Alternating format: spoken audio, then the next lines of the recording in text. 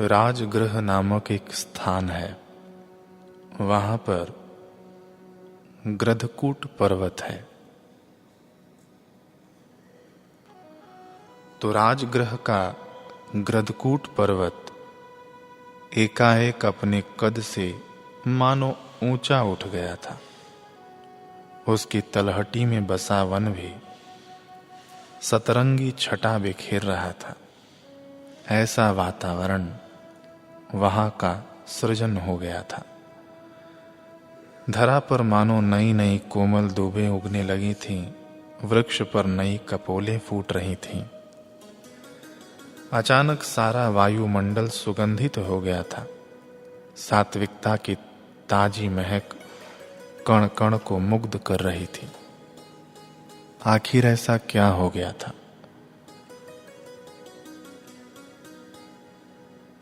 क्या यह ऋतुराज का वरदान था? नहीं नहीं, मौसम चक्र के अनुसार बसंत तो अभी दूर है। फिर भी बेमौसम बसंती छटा कैसे? इसका कारण यह था कि वहां महात्मा बुद्ध अपने सैकड़ों भिक्षुओं के संग के साथ राजगृह पर्वत पर पधारे थे। गृधकूट पर्वत की तलहटी में बसे वन में वे ठहरे हुए थे। परंतु क्या सच में बुद्ध ठहर गए थे? यहां ठहरना एक सूचक है। क्या सच में कहीं गुरु ठहर जाते हैं? सद्गुरु का ठहरना एक चक्र की धुरी जैसा होता है, दिखने में स्थिर, परंतु अपने बल पर पूरा चक्र चलायमान रखने जैसा। सद्गुरु सूर्य बनकर मध्य में स्थित दिखाई देते हैं, ठहरे हुए दिखाई देते हैं, परंतु अपनी दिव्य ऊर्जा के बल पर पूरे ग्रहमंडल को गतिमान रखते हैं। सद्गुरु का ठहरना ऐसा होता है। बुद्ध का ठहरना भी ऐसा ही था। राजगृह नामक जगह में ठहरकर वे अपने हजारों शिष्यों और अनुयायियों में राज विद्या रोपित कर रहे थे अपने उपदेशों द्वारा।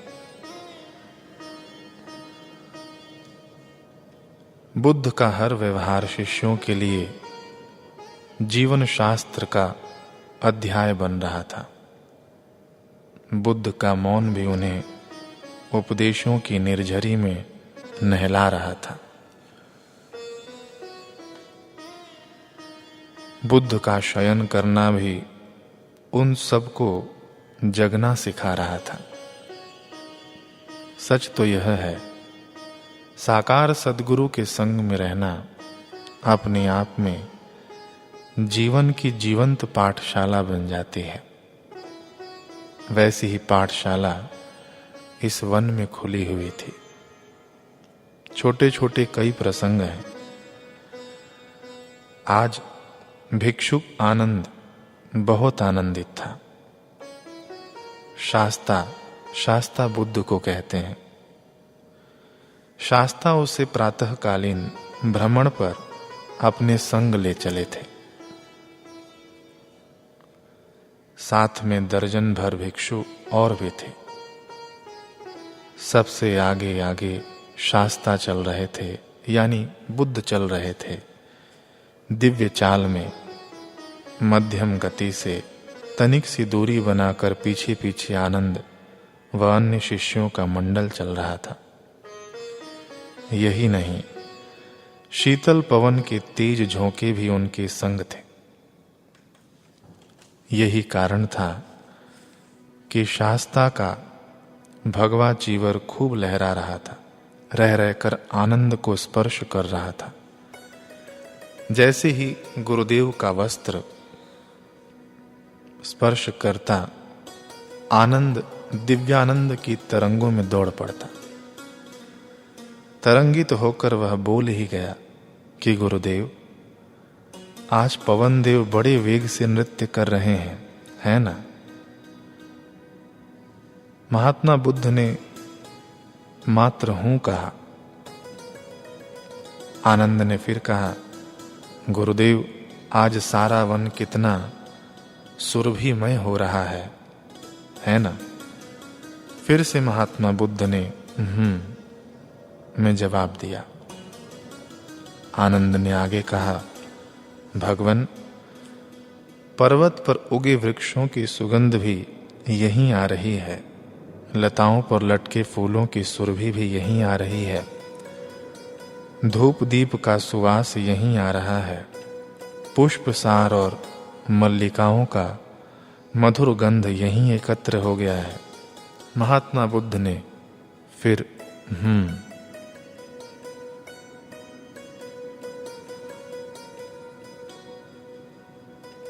आनंद ने सोचा, क्या गुरुदेव आज किसी तंद्रा में है या केवल हूं द्वारा उपदेश देने की ठानी है? यह सोचकर आनंद दुविधा में पड़ गया, क्योंकि गुरुदेव ने कुछ कहा ही नहीं। चुपचाप आनंद अब साथ में चलने लगा। शास्ता के उड़ते चीवर के स्पर्श में ही आनंद मनाने लगा। तभी महात्मा बुद्ध का मार्गदर्शक स्वर उभरा, आनंद, ये सभी सुरभियां वायु के अनुकूल बहती हैं। क्या तुम कोई ऐसी भी सुरभि जानते हो जो वायु के प्रतिकूल बहती है? आनंद ने कहा, नहीं गुरुदेव, सुगंध तो पवन तरंग पर सवार होकर ही बहती है। मेरी समझ तो इतनी ही है, आप ही बताएं वह कौन सी सुगंध है जो वायु के प्रतिकूल बहती है, यानी वायु के उल्टी दिशा में बहती है। महात्मा बुद्ध ने कहा, आनंद, जब मेरे अनुयायी धर्म की शरण में होते हैं, मेरी शरण में होते हैं, संघ की शरण में होते हैं, हिंसा और मिथ्याचार से विरत होते हैं, अंतर मन के मल से रहित होते हैं, सबके कल्याण की सोचने वाले सदाचारी होते हैं, सतत साधना रत और सेवारत रहते हैं, तो उनके गुणानुवाद यानी प्रशंसा की सुगंध चारों दिशाओं में बहती है। न पुष्प गंधो पटिवात मेति च चंदनम तगर मल्लिका वा, सतम च गंधो पटिवात मेति सब्बा दिशा सपूरी सुपवाती। अर्थात न फूल की, न चंदन की, न तगर की, न चमेली या बेल की सुगंध वायु के विरुद्ध जाती है। ये सुरभियां वायु की अनुकूल बहती हैं। केवल मेरे सच्चे शिष्यों की सुगंध वायु की प्रतिकूल भी सभी दिशाओं में फैलती है। इसलिए हे भिक्षुओं, सुरभिवान बनो। अपना जीवन ऐसे बनाओ कि तुम्हारी सुगंध तुम्हारी गुरु की महक लेकर बहे। कुप्रचार की आंधियों के विपरीत बहकर तुम्हारी सुगंध लोगों को सुवासित करे। सद्भावनाओं को पैदा कर इस जगत को सुरभिमय बनाओ। आनंद सहित सभी भिक्षु कृत्य हुए। उन्हें प्रातःकालीन दिव्य प्रसाद मिल गया था। इधर पीछे से एक कुटिया में भिक्षुक महाकोटिक भीषण संघर्ष से गुजर रहा था। एक ओर मन था, दूसरी ओर साधकता थी। दोनों के बीच भीषण संग्राम छिड़ा हुआ था। इसी अंतर्युद्ध के कारण उसका अंतःकरण बहुत बोझिल हो गया। इतना कि आज वह सुबह के नित्य कर्म करने के लिए भी कुटिया से बाहर नहीं निकला था। यह समाचार बुद्ध के अनुभवी भिक्षु आयुष्मान सारीपुत्र तक पहुंचा। वे स्वयं चलकर महाकोटिक की कुटिया में गए।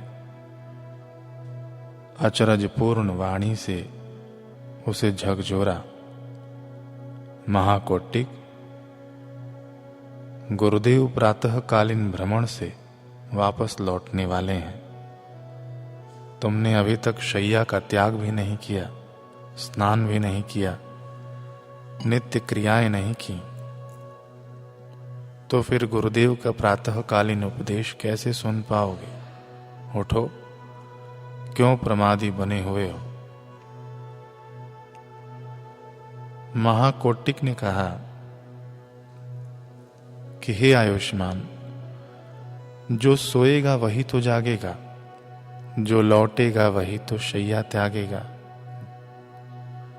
वही तो उठेगा, परंतु मैं तो रात्रि भर सोया ही नहीं। सारीपुत्र ने कहा, क्यों कोटिक, कोई पीड़ा है क्या? तुम्हें ज्वर तो नहीं चढ़ाया? महाकोटिक के नेत्र नम हो गए। सारीपुत्र का हाथ पकड़कर उसे समीप बिठा लिया। आहत स्वर में बोला, आयुष्मान, मुझे पीड़ा भी है और ज्वर भी है, परंतु शारीरिक नहीं, मानसिक। सारीपुत्र ने कहा, कौन सी मानसिक वेदना है तुम्हें महाकोटिक? महाकोटिक ने कहा कि आयुष्मान, मुझे बुद्ध संघ से जुड़े हुए लगभग 2 वर्ष हो गए हैं। आरंभ में जब मैं आया ही था तब गुरुदेव मुझे बहुत प्रेम करते थे। मेरे प्रति अत्यंत प्रिय व्यवहार था उनका। सैकड़ों के समूह में भी उनकी करुणामयी दृष्टि मुझे ढूंढ ही लेती थी। मुझे देखते ही उनके मुख पर सहज मुस्कान बिखर आती थी। भोजन काल में कितनी ही बार गुरुदेव ने मुझे पास बुलाया और अपना उच्चिष्ट प्रसाद भी दिया। उनका यह विशेष स्नेह आज भी मेरे रोम रोम को स्पंदित कर देता है। परंतु आयुष्मान, परंतु अब तो जैसे काल चक्र पलटी खा चुका है। प्रेम तो दूर, गुरुदेव मुझसे 2 मीठे बोल भी नहीं बोलते हैं।